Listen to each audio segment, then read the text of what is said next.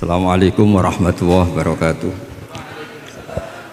Bismillahirrahmanirrahim. Allahumma shalli wa sallim barik ala sayyidina Maulana Muhammadin wa ala alihi washabihi ajmain amma ba'du. Yang sangat kita hormati bersama Al-Habib Profesor Dr. Kiai Haji Quraish Shihab, wonten Profesor Dr. Al-Habib Kiai Haji Said Aqil Al-Munawwar, wonten Kiai Haji Hamid, wonten niki tiyang sing ngatur-ngatur nih. Mas Faryono sama ini Kiai Haji siapa ini? Belum Kiai ini kayaknya Ali Ramdhani ini. Niki wonten Nyai Ida, wonten niki dulur-dulur kula niki wonten Gus Dar, Gus Hilmin. Monggo bingung bareng-bareng. Saya yakin dari sekian yang didhawono Habib tadi Said Aqil itu yang jenengan ingat hanya dua. Satu bid'ah dolalah sama walad dolin lilin mati. Yang lainnya aku yakin sampean bingung. Itu sudah bingung kok ada orang sepinter itu. Tapi alhamdulillah barokahnya beliau Sayyid, terus kita mau nyaingi itu sudah kecil hati, sudah kalah nasab kalah nasib. Sudah kita yang gampang-gampang saja. Tapi saya serius begini ya, masalah ulumul Quran itu, saya dulu kalau diajarin bapak itu sering beliau cerita, kamu cari sisi ekstrimnya. Sisi ekstrim itu begini, misalnya hudal lil muttaqin, Quran itu petunjuk bagi mereka yang takwa. Orang-orang idealis mengartikan takwa itu adalah orang-orang yang imtithalul awamir wastinabun nawahi. Itu orang ideal. Tapi faktanya Sayyidina Umar itu masuk Islam itu dengar surat Toha hina kana huwa kafir, ketika beliau masih kafir. Beberapa sahabat dulu masuk Islam itu ketika mendengar Quran statusnya masih kafir, sehingga ada bukti bahwa orang tidak muttaqin juga bisa dapat hidayat Quran. Nah barokahnya kita baca banyak Quran itu bukan sekedar hudal lil muttaqin tapi juga hudal linnas. Lalu dianalisis, oh jangan-jangan lil muttaqin ini cara balaghah min babil iktifa lil muttaqin wa ghairihim. Buktinya ada ayat lain yang menyebutkan hudal linnas. Ini itu awal dari disiplin ilmu, sehingga memang tidak bisa kita mengartikan Quran tanpa baca tafsir yang banyak. Kemungkinannya tadi tambah pintar atau tambah bingung tadi. Nah, soal kita tetap tidak bisa itu ya alhamdulillah, memang manusia didesain wa kanal insanu dzaluman jahula. Jadi kalau kita bodoh itu sesuai rencana Tuhan memang itu. Jadi tidak usah disesali, biasa aja memang. Dari dulu juga sudah direncanakan kita ini berstatus wa kanal insanu dzaluman jahula. Itu secara balaghah itu dzaluman banget, dzalime, jahulan itu banget bodohnya. Banget dolimnya itu begini, andaikan kita ini orang baik itu juga nggak mesti baik. Tadi dawuh Pak Quraish itu saya sering memberi analogi. Saya ini kata orang banyak itu ketok. Kalau diundang di kampung musola penceng itu kalau datang kata orang-orang itu tawaduk, tapi kata kiai setempat itu mangan jatah kiai cilik Gus ini. Jadi yang satu bilang tawaduk Gus, darah yang satu bilang cek mentalan nih Gus, jatahku mbok jupuk gitu. Sehingga saya sering cerita ada acara manakiban. Biasanya kalau kiainya itu tuh Pak Said dapat ayam paling besar kalau kiainya. Kalau yang lainnya itu ya suwiran itu. Barokahnya saya tidak datang, yang dipakai itu kiai-kiai yang kira-kira mabadik fikih. Saya ini kan dianggap kiai kolyubi. Itu maturnunya sama saya itu maturun Gus jiran gak teko. Aduh aku untuk suwiran gitu. Karena sekali saya yang datang itu ya kira-kira bintangnya saya. Jadi kadang-kadang antara tawaduk dan ngambil jatah itu gak jelas. Nah ini pentingnya ngaji ijtihad. Makanya di sahabat kita muwafaqat. Ijtihad itu satu logika yang gak konsisten. Sebab itu Rasulullah SAW itu kalau ngendikan apa saja itu ya juga dianalisis oleh sahabat. Misalnya begini, ya ummul qauma aqra'uhum li kitabillah. Tentu imam itu yang terbaik. Tapi di beberapa kejadian akabirus sahabah itu pernah makmum sama Salim Maula Hudzaifah. Itu orang yang kelas nasabnya marganya itu jauh di bawah Abu Bakar Umar. Tapi beliau makmum sama Salim Maula Hudzaifah. Bahkan beberapa riwayat yang Nabi ngendikan cara shorihan itu sama sahabat masih dinego. Karena ada ranah istihad. Misalnya Nabi ngendikan la tusalliyanna asra ila fi bani Quraidah. Ternyata mendekati Bani Quraidah kadati syamsu antagruba, matahari hampir terbenam. Sebagian sahabat berpikir kita harus sholat di sini karena matahari mau terbenam. Sebagiannya lain enggak, Nabi bilang jangan asar kecuali di Bani Quraidah. Separuh sholat asar, separuh enggak. Falam yu'annif ahadan minhum, Nabi tidak menyalahkan salah satu karena ini masalah apa? Ijtihad. Jadi ini matur juga Gus Samit, saya tadi dari rumah bilang sama keluarga, saya datang tapi mau pamit, ini saya sudah mau jadi resi, mau uzlah. Karena ya itu tadi, kalau saya ngisi terus itu apa tawadu, apa nutup jatahnya orang lain itu juga gak jelas, nanti hisabnya itu apa ya, gak jelas. Bapak itu sering ngajari gitu, Pak itu kiai sepuh jadi imam masjid istiqomah sekali sampai tua. Itu istiqomah apa mau digenti kan? Itu istiqomah atau nggak mau regenerasi? Jadi orang itu biar mikir. Saya beri contoh sekian pentingnya ijtihad. Karena Rasulullah Shallallahu Alaihi Wasallam idan sorofa min sholatihi akbala aliyna biwajhi. Sehingga banyak orang, banyak imam kalau habis sholat itu langsung menghadap ke makmumin. Kalau di Indonesia menghadap ke timur. Tapi di beberapa tabwibnya Imam Bukhari atau Tarjamatul Bukhari, beliau menyebut itu lil mau'idah. Buktinya setelah itu Nabi ngendikan ara'aitakum lailatakum hadhi. Kamu mimpi apa? Coba terangkan ke saya. Sehingga terus ada yang mempraktekkan boleh menghadap ke makmumin kalau li ta'lim atau lil mau'idah. Tapi banyak juga ulama yang menganalisis itu bentuk maklumat anna sholata inqadat, bahwa sholat itu selesai. Takutnya Nabi kalau tetap menghadap ke barat sesuai bentuk duduk tawarruk atau tahiyat akhir, atau itu nanti dikira Nabi fi sholat, sehingga orang yang datang kemudian Allahu Akbar makmum sama Nabi itu bahaya betul dalam bab sholat, karena rabtus sholat biman laisa fi sholatin, berarti makmum tadi menggantungkan sholatnya dengan orang yang sudah tidak sholat, sehingga dibutuhkan sikap memaklumatkan kalau sholat itu inqadat. Dengan cara apa? Boleh menghadap ke timur, boleh menghadap ke utara kalau dalam konteks Indonesia. Kalau kata Imam Syafi'i, ja'alul makmumin janibal yamin, berarti orangnya menghadap ke utara kalau enggak. Nah, analisis seperti ini penting karena Nabi memang nggak konsisten. Kadang akbala aliyna biwajhi, kadang istaghfara salasan suman sorofa, kadang apa. Sehingga barokahnya ilmu itu akan luar biasa. Tadi juga disebutkan menyangkut bid'ah. Kalau sampai belajar ulumul hadis, Sayyid Muhammad menulis dalam kitab Babul Farad, kalau bid'ah itu artinya yang nggak pernah diajarkan Nabi, itu berapa kejadian zaman Rasulullah yang Nabi membenarkan sesuatu yang Nabi sendiri itu tidak tahu. Masyhur itu ada sahabat ketika i'tidal bilang Rabbana lakal hamdu hamdan katsiran thayyiban mubarakan fi. Kita tahu ajaran Nabi adalah Rabbana lakal hamdu mil samawati atau mil as-samawati wal ardh. Sehingga setelah sholat Nabi tanya, ayyukumul qail, siapa tadi yang melafadzkan itu? Semua sahabat itu diam karena takutnya Nabi menyalahkan. Ternyata Nabi ngendikan, tadi siapa yang melafadzkan itu? Fa inni ra'aitu isna asyara malakan yabtadiruna ayyuhum yaktubu awwal. Anggap ini kontes kecerdasan, makanya beliau itu cerdas banget. Ben sawangane ana kiye Jawa cerdas, ibu cerdas. Ajane kula niku nggih sungkan. Enggak, saya tadi melihat 12 malaikat, wa fi riwayatin salasina malakan, itu ada beberapa riwayat yang mereka itu berebut menulis siapa yang menulis pertama, saking indahnya kalimat itu. Terus ada orang bilang ha ana ya Rasulullah, tadi saya. Itu min ghairi sabqit ta'lim, tapi tidak mengajarkan itu dulu. Terus Sayyid Muhammad melihat lagi peristiwa Bilal. Ya Bilal, kamu itu punya ngalaman apa sih sampai saya mendengar dafana alaika fil jannah. Saya melihat Qur'an alaika fil jannah. Ketukan sandal kamu di surga. Bilal cerita, saya tidak pernah wudhu gini-gini kecuali saya sholat dengan wudhu itu. Dan banyak lagi amal-amal sahabat yang min ghairi sabqit ta'lim kemudian di-ACC oleh Nabi.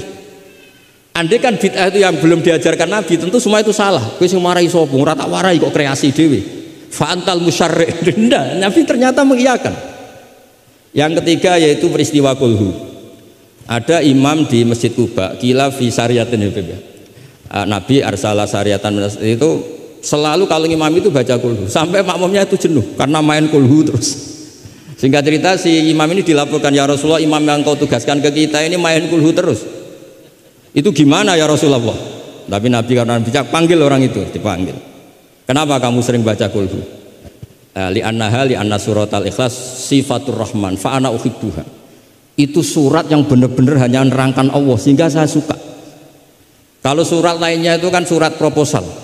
Misalnya Anda bilang uji budak watadai terus dongo.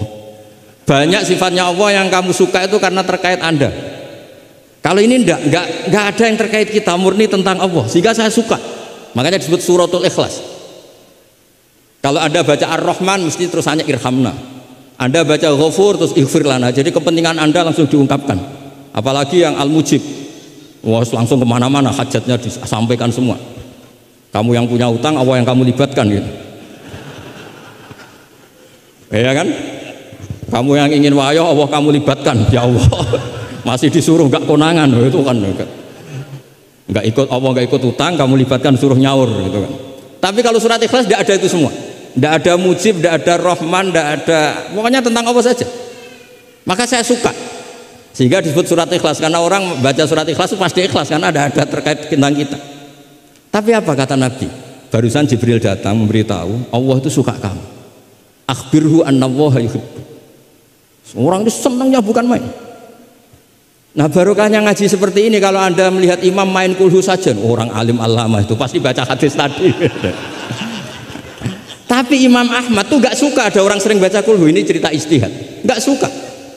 Beliau dikasih tahu ini kampung ini sering baca Yasin, kampung ini sering baca kulhu. Marah besar Imam Ahmad. Ayuh jarul Quran, ayuh jaru ghairu suratil Ikhlas, ayuh jaru ghairu surati Yasin. Memangnya Quran hanya kulhu. Kamu ridho kalau Quran lainnya gak dibaca? Kamu ridho kalau surat lainnya gak populer, yang populer Yasin terus?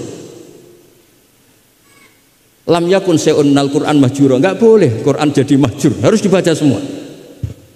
Ya tapi kan kaidah kita ada saja ulama yang mengatakan malaidroku kullu, laidroku kullu. Kalau tidak bisa semua ya kullu. Nah, ya istilah-istilah ini yang bikin kita ini ya seneng, ya kadang mangkel gitu, karena ya mangkelnya itu kok mereka yang ulama tidak kita itu. Ya kadang-kadang mangkel itu. Ya mangkel seneng gitu. Saya itu pengagum kitab usul karena mbah saya itu al-usul. Yang saya seneng ya tadi logika yang dibangun. Tapi saya pastikan al-usuli ini diantara kaidah terakhirnya itu at-takmil idza ada lil asli bil ibtal lam yu'tabar. Jadi at-takmil idza ada lil asli bil ibtal lam yu'tabar. Sehingga kiai-kiai Jawa itu kalau misalnya negur orang sepuh, saya sering diceritani kiai-kiai kampung itu ada orang sujud tuh gini, Beb. Setelah ditegur, "Mbah kalau gini lebih sah." Enggak membenari peci malah paginya enggak sholat lagi. Jadi makanya Kiai Jawa itu males negur karena jadinya nggak dibenahin, jadinya nggak sholat. Jadi itu masuk kaidah at-takmil idza ada lil asli bil ibtal lam yu'tabar. Jadi kalau dipaksakan ideal itu malah al aslunya hilang. Makanya kitab ini yang saya baca, kitabnya Imam Syatibi. Asy-Syatibi itu ada dua, ada Asy-Syatibi al-Usuli, ada Asy-Syatibi yang al-Muqri, yaitu yang ngarang Khirzul Amani itu ya. Nah itu ini nanti saya baca beberapa kaidah dalam ulumul Quran. Jadi ijtihad itu tidak bisa, tidak benturan. Saya sering cerita di mana-mana. Dulu Imam Syafi'i itu pengagum kemiskinan, karena kalau orang miskin itu tidak ada hisapnya. Oh senangnya bukan main dengan miskin, selain faktanya miskin, senang tapi dengan orang miskin, karena ada hisapnya. Setelah ngaji sama Imam Malik, beliau tanya, siapa orang yang selevel jenengan ya Malik? Ya dulu ada Imam Abu Hanifah, sekarang sudah wafat. Tapi ada muridnya namanya Muhammad bin Hasan Asy-Syaibani. Setelah beliau datang, Muhammad bin Hasan Asy-Syaibani itu kalau ngitung emas itu di meja tamu, ngitung uangnya di meja tamu banyak. Imam Syafi'i itu ngelus dodo, orang sealim ini kok kedonyan ya. Tapi kata Muhammad bin Hasan Asy-Syaibani, kalau kamu orang soleh gak boleh punya uang, gak boleh kaya, ini tak kasihkan sama lonte, sama koruptor, sama tukang dugem, tukang tukang judi. Jangan kalau dipakai orang fasik nanti gak karu-karuan, jenengan saja. Baru sadar, oh iya ya, kalau yang orang soleh kere semua, yang fasik kaya, berarti ada syaukatul zalim ala soleh. Ada syaukatul zalim, kayak apa bahayanya? Ada saltonatul fasik ala soleh. Semenjak itu Imam Syafi'i itu tuh sampai fatwa berlebihan. Orang Islam yang bisa kaya kok miskin haram. Kuat beli Alphard kok beli carry tua haram, terus berlebihan. Kalau Gus Ilmi kuat jabat kok ndak haram. Pokoknya terus ekstrim sampai al-Islam ya wala yulale. Terus kata kiai-kiai Jawa yang alhamdulillah banyak yang miskin juga, komentarnya lucu, wes ngerti mbah, cuma ora kelar. Artinya punya selera kaya itu kita sudah punya, jangan haramkan, semuanya tahu kok, cuma nggak mampu, jadi udah salah no. Tapi barokahnya itu Imam Syafi'i menjadi tahu bahwa bukan sekedar apa ahyini miskinan wa amitni miskinan, tapi Nabi juga pernah ngendikan nikmal malu soleh lil maris soleh. Bahkan Imam Syarani ngendikan, kamu murid-murid saya harus jadi orang kaya. Kenapa Imam Syarani? Bukankah kita disuruh zuhud?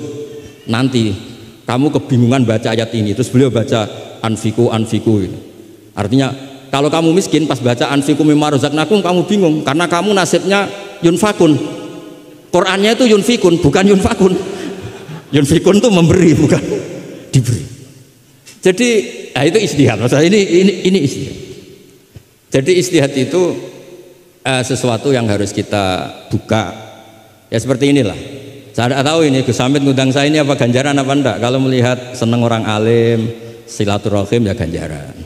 Tapi kalau tanyakan santri saya yang sekarang mungkin baru sorogan sama saya ikhya apa? Ganggu saja pondok kerapia. Tidak tahu nanti yang didengar Allah itu komennya yang di sana dianggap sini pengganggu. Apa yang didengar Allah itu silaturahim dengan keluarga kerapia. Nggak tahu saya. Kulun muhtamilun. Kalau dimuin wa fihi nadhurun. Supaya ya ini masalahnya masalah ijtihad. Nggak bisa. Kata Imam Abu Hasan Asyadili fi mukasyafatihi, beliau ketemu Nabi Muhammad SAW, satu ketemu Nabi Nuh. Kata Nabi Muhammad gak jelek Nabi Nuh, andaikan kamu tahu anna fi aslabil kuffar man saya'budu wa la yusyriku bihi syai'an, kamu tidak akan mendoakan mereka la tadzar alal ardi minal kafirina dayar.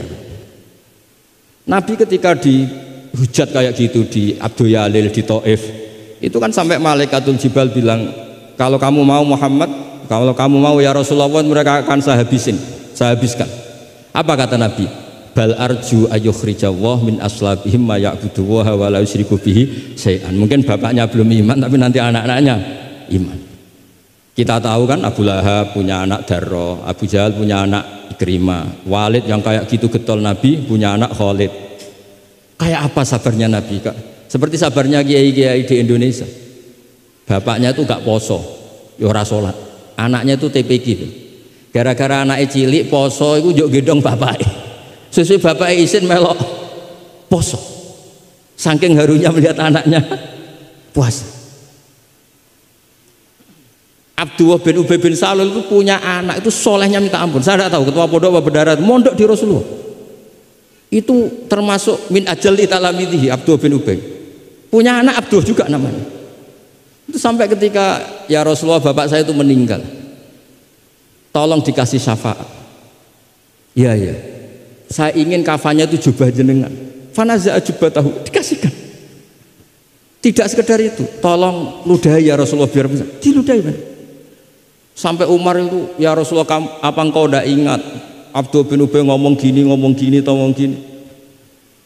enggak pernah ada. Ya nanti saya mintakan maaf ya Umar. Tapi kata Allah intastaghfir lahum sab'ina marrah falaya wa sa'azituhu ala sab'in. Kalau 70 enggak bisa nanti saya tambah. Itu karena ngergani anaknya. Kata banyak ulama mengatakan aslama bi ra'fati Rasulillah wa bi ahwali Rasulillah itu alfun min ahli baiti kaum. Jadi gara-gara sikapnya Nabi yang simpatik, orang kampung yang gengnya Abdul bin Ubay itu menjadi Islam semua. Wong kok apike gitu, orang kok sebaik itu Rasul. Haru. Artinya gini, ada bukti bahwa anaknya orang nggak karu-karuan itu ya bisa mondok. Bapaknya tidak bisa baca Quran, anaknya hafid, pasti wisuda itu nangis. Nangisnya karena saya itu baca Quran aja tidak bisa kok anak saya hafid. Nah, roja ini loh yang menjadikan kita semangat, tetap nggak frustasi nyai di Indonesia. Karena Nabi ketika melihat kafir harbi saja, Nabi tetap menghentikan bal arju. Saya berharap ayyukhrijawah min aslabihim ma ya'budu wa la yusyriku bihi syai'an. Nah ini sekaligus supaya saya di sini ada gunanya. Andai kan undangan ini salah juga sebagai kafaroh, Gus Hamid, kafaroh semuanya. Saya baca Muwafaqat karena saya pernah virtual sama beliau nerangkan usul fikih. Saya juga bingung kayak dua orang yang ngatur saya ini. Tapi saya senang sama usul fikih. Saya baca semoga ini barokah sekaligus saya minta ijazah sama Habib Said Aqil Al-Munawwar. Di antara cara ulama mensifati Rasulullah Shallallahu Alaihi Wasallam itu di antara cara madh Rasulullah itu begini. Ba'asahu terusnya terus bimillatin hanifiyatin. Terus beliau ngendikan tahdil kafah fahiman wa ghubiyah. Jadi agama ini tahdil kafah fahiman wa ghubiyah. Wa tarfuku bijami'il mukallafin muti'an wa asiyah. Itu ketika saya tarik muti'an wa asiyah itu gimana? Bagaimana millah? Hadil millah ini bisa tarfuku bijami'il mukallafin muti'an wa asiyah. Nabi kayak apa? Cerita orang baik yang ideal, yang melakukan imtitsalul awamir wastinabun nawahi. Tapi Nabi juga ngendikan syafaati li ahlil kabair min ummati. Kayak apa Quran mengajarkan kita kebaikan yang ideal? Wa ibadur rahmanil ladzina yamshuna 'alal ardi hauna wa idza khatabahumul jahiluna qalu salama wal ladzina yabituna li rabbihim sujada wa qiyama wal ladzina, itu ideal. Ada lagi yang ideal disebutkan muhsinin itu apa? Alladzina yunfikuna fis sarra'i wad dharra'i wal kadhimina al ghaidha wal 'afina 'anil nas, terusnya. Tapi Allah juga ngendikan qul ya ibadiyalladzina asrafu ala anfusihim la taqnatu mir rahmatillah. Mereka yang asrafu Allah masih manggilnya ya ibadihi, hamba-hambaku, kamu kesini. Anibu ila rabbikum aslimulah. Kayak apa? Hadhil millah tarfuku bijamil mukallafin muti'an wa asiyah. Sehingga Nabi ngertikan mangqala la ilaha illallah jannah wa in zana wa in sarqa wa in zana wa in sarqa. Itu kebetulan yang tanya itu Abu Dzar. Abu Dzar itu orang yang fikihnya itu ekstrim. Malah yang didhawuhi Nabi wa in zana wa in sarqa sampai tanya lagi. Ya Rasulullah tenane. Kebetulan Nabi pas itu bangun tidur. Iya, wa in zana wa in sarqa sampai 3 kali. Saking Nabi itu karena beliau bantah terus sampai Nabi ngertikan ala rohmi anfi Abi Dzar. Oh dasar terang ora paham-paham. Abu Dzar terus bilang wa in rohima anfu Abi Dzar. Meskipun begitu saya puas karena sudah mengkonfirmasi sampai 3 kali. Sehingga dalam kenangannya Ka'bul Ahbar dalam kitab Khilyatul Auliya ketika cerita manaqibu Ka'bil Ahbar. Ka'bil Ahbar ini orang ahli kitab yang maunya Islam itu terlambat karena nunggu data itu kurang 1 menurut dia. Di kitabnya dia itu kan masyhur itu Al Hadits Tsani an Yasar bin Atha an Ka'bil Akhbar qala alamani abi Taurata ila sifran wahidan kana yahtimuhu wa yudkhiluhu sunduq falamma mata abi fatahtuhu fa idzan fihi nabiyyun yakhruju akhir zaman maulidu bi Makkah wa hijratu bil Madinah wa sultanuhu bisyam. Ka'bil Akhbar itu tahu Rasulullah itu maulid Makkah ini sudah benar, wa hijratu bil Madinah sudah benar, tapi beliau tidak menangi ada sultanul Islam bisyam. Sehingga cara beliau data ini kurang 1. Ketika Futuhat Umar menaklukkan Syam dan Islam di Syam menjadi sultanah, menjadi sultan wa sultanuhu bisyam. Singkat cerita dia akhirnya masuk Islam dengan data yang seketat itu. Akhirnya dia jadi penasihatnya Umar bin Khattab, masyhur. Ketika di antara yang diceritakan beliau adalah yalumunani ahbaru Bani Israel. Saya ini ketika ketemu orang-orang ulamanya Bani Israel sering dicibir, disalahkan. Annani dakhaltu fi ummatin farraqahum awalan summa jama'ahum. Nah, ini saya ini dikritik, disalah-salah ini sama ulama Bani Israel karena saya ini masuk satu komunitas yang gaya pertamanya kayak ada kelompok-kelompok, ada faksi-faksi. Tapi summa jama'ahum, pada akhirnya jadi satu. Terus beliau baca kitab, baca Quran tadi, summa awrasnal kitab alladzina astafaina min ibadina, tadi yang dibaca Profesor Kures. Faminhum dzalimun li nafsi. Gayanya kita ini kita dibagi, ada yang dzalimun li nafsi, wa minhum muqtasid, wa minhum sabiqum bil khairati biidznillah. Tapi kata Nabi, haula kulluhum bimanzilatin wahidah wa kulluhum fil jannah. Tapi ternyata 3 orang ini semuanya di surga. Yang ngajari Quran, lelaki sama lelaki, perempuan sama perempuan, itu ya fil jannah. Tapi kalau di kampung-kampung itu gurunya itu perempuan cantik, ya ada ustadz lelaki, ya agak kepikiran juga. Itu kalau diharamkan tidak jalan, dihalalkan fitnah. Tapi barokahnya agak-agak semu-semu ini yang bisa baca Quran di situ banyak. Ikutnya partai wa akharuna atarafu bidzunubihim khalatu amalan sholihah wa akhara sayyi'ah. Jadi, ini cerita saja, nanti bisa ditafsir sama beliau. Intinya kalau kita ngaji itu tadi, kita kata Sayyid Muhammad yang paling masyhur, li'annal insan kullamat tasa'a fikruh qalla inkaruhu 'alan nas. Jadi al insan idza tasa'a fikruh qalla inkaruhu 'alan nas. Jadi tadi misalnya ada kiai besar diundang di kampung-kampung terbelakang nggak mau, jangan katakan sombong. Itu tidak membunuh pasaran kiai kampung. Yang datang puji tawaduk, yang nggak datang puji ngasih job, kan enak kan? Semuanya benar. Semuanya apa? Loh, saya kalau bilang Kemenak tidak datang karena ngasih jatah jenengan ini. Kalau saya datang bisa majub ini. Ya ini sekaligus minta ijazah saya baca mukadimahnya supaya. Nah ini banyak keluarga saya sama dari keluarga Lasem. Ini saya baca ilmu usul fikih saya supaya semuanya dapat ijazah dari Habib Said Al-Akhir Al-Munawwar. Bismillahirrahmanirrahim. Fahiya tahmilul jama'al ghafir dhaifan wa qawiyya. Jadi agama ini menanggung orang yang dhaif juga orang yang kuat. Yang kuat diwajibkan zakat, yang dhaif sebagai mustahik zakat. Artinya apa? Agama ini semuanya diuntungkan. Terus muti'an wa asiyat.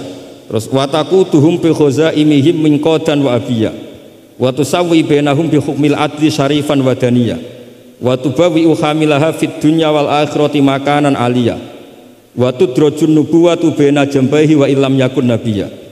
Watul bisu al muttasifa biha malbasan saniyah hatta yakuna lillahi waliya. Ini kata beliau, orang yang ilmunya cukup itu kata beliau dijamin hatta yakuna lillahi waliya. Karena tidak ada orang yang syafaqah sama umatnya Rasulullah SAW kayak orang alim. Saya tuh sering dikomplain sama orang-orang idealis. Kalau ada tetangga saya mati yang tiap malam lihat TV ngorok, habis itu bangun subuh, sudah subuh gak jamaah.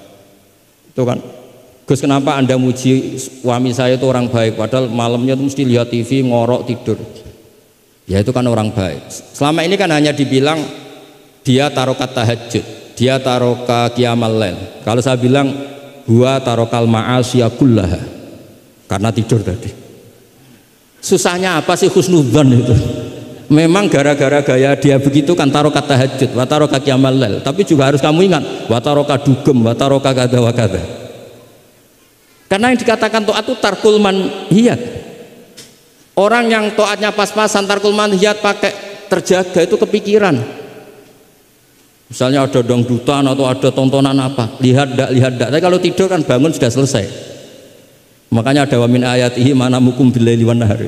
Kata Imam Muzali, hatta inna khaira ibadatim an-naum. Suatu saat zaman akhir ibadah terbaik itu tidur. Karena kalau bangun ngayal, ketemu orang hasut, ribet. Tapi kalau tidur kan enggak. Lu tidur tuh hebat. Kenapa tidur itu menjadi keramat? Ru'yal anbiya wahyun. Kalau tidak nabi, ru'yal mu'min itu juz'un min sittatin wa arba'ina juz'an minan nubuwah. Itu ada ulama nganalisis gini, kenapa tidur itu objektif? Orang tuh kalau terjaga itu otaknya kan pakai versi Allah tuh diajari. Bayangkan jadi kiai besar terus semua orang hormat. Bayangkan kiai besar semua orang tunduk, istrinya banyak, taat semua, rukun semua kan ngayal-ngayal. Terus presiden semua, nah pokoknya ngayal-ngayal. Allah itu diatur kayak dunia miliknya. Surga juga diatur, dia masuk surga yang ini kayak tadi kata milik banyak. Tapi kalau orang tidur itu kan nol, dia tidak punya ikhtiar sama sekali. Nah barokahnya tidak punya ikhtiar sama sekali ini, kalau Allah mau ngasih ilham atau busyra itu orisinil. Makanya saya ini jarang wiridan habis sholat, tapi kalau sama tidur tuh wiridan saya banyak. Ini bukan pamer, bukan. Saya sampai apal doa-doa mau tidur. Allahumma rabbas samawati sab'i wa rabbal arsyil azim rabbuna wa rabb kulli syai'in khaliqal habbi wa nazzala tawratu injiru. Semua panjang. Allahumma amantu bika wa da'tu jamila mal jawami. Gara-gara baca ilmu tadi. Orang habis sholat wiridan, habis itu jalan-jalan, ketemu orang cantik terus nyesel di rumah ndak kayak itu apa, pokoknya masih banyak masalah. Tapi kalau orang mau tidur, wah ini kalau keterusan bangun-bangun ketemu mungkar nakir. Kalau takut mati, tahu-tahu dibaca orang, kita tidak bisa ikhtiar. Apapun itu riskannya, masya Allah namanya tidur. Tapi kita berani karena tawakal sama Allah.